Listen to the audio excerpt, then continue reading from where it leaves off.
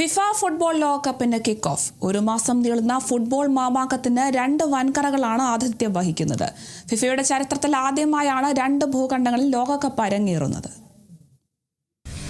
ലോകം ഒരു കാൽപന്തിലേക്ക് ചുരുങ്ങാൻ ഇനി മണിക്കൂറുകൾ മാത്രം. ലോകമെമ്പാടുമുള്ള കാൽപന്ത് പ്രേമികൾ ഇനി പന്തിന് പിന്നാലെയാണ്. മെക്സിക്കോയും അമേരിക്കയും കാനഡയുമാണ് ഇത്തവണ ലോകകപ്പിന്റെ വേദികൾ. ഇന്ന് രാത്രി ഇന്ത്യൻ സമയം 12:30 കിക്ക് ഓഫ്. 9 മണിക്ക് തുടങ്ങുന്ന ഉദ്ഘാടന പരിപാടികൾ 3 മണിക്കൂർ നീളും. വൻ നഗരങ്ങളായ മെക്സിക്കോയിലും ലോസ് ആഞ്ചലസിലും ടൊറന്റോയിലും ഒരേ സമയം ഉദ്ഘാടന പരിപാടികൾ അരങ്ങേറും. ഒട്ടേറെ സവിശേഷതകൾ നിറഞ്ഞതാണ് ഇത്തവണത്തെ ലോകകപ്പ്. ആഫ്രിക്കയ്ക്കും ഏഷ്യയ്ക്കും ഇത്തവണ കൂടുതൽ പ്രാതിനിധ്യമുണ്ട്. ലോകകപ്പിന്റെ ചരിത്രത്തിലെ ഏറ്റവും വലിയ പ്രാതിനിധ്യമാണ് ഇത്തവണ. 48 ടീമുകളാണ് ഇത്തവണ മത്സരിക്കാനെത്തുന്നത്. 16 വേദികളിലായി 104 മത്സരങ്ങൾ.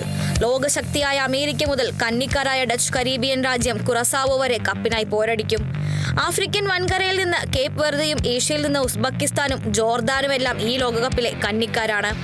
പശ്ചിമേഷ്യയിൽ മിസൈലുകൾ കൊണ്ട് പോരാടുന്ന ഇറാൻ അമേരിക്കൻ മണ്ണിൽ കാൽപന്തിൽ കരുത്ത് തെളിയിക്കാനെത്തുന്നതും ഈ ലോകകപ്പിലെ മറ്റൊരു സവിശേഷത. മുൻ ലോക ചാമ്പ്യന്മാരായ ഇറ്റലിയാണ് ഈ ലോകകപ്പിന്റെ നഷ്ടം. 28 വർഷത്തിന് ശേഷം യോഗ്യത നേടിയ നോർവേയും പ്രതീക്ഷകളുമായാണ് എത്തുന്നത്. മുൻ ചാമ്പ്യന്മാരായ ഇംഗ്ലണ്ടും ജർമ്മനിയും ഫ്രാൻസും ബ്രസീലും അർജന്റീനയും ഇത്തവണയും പ്രതീക്ഷകളുടെ ഭാരവും പേറിയാണ് എത്തുന്നത്.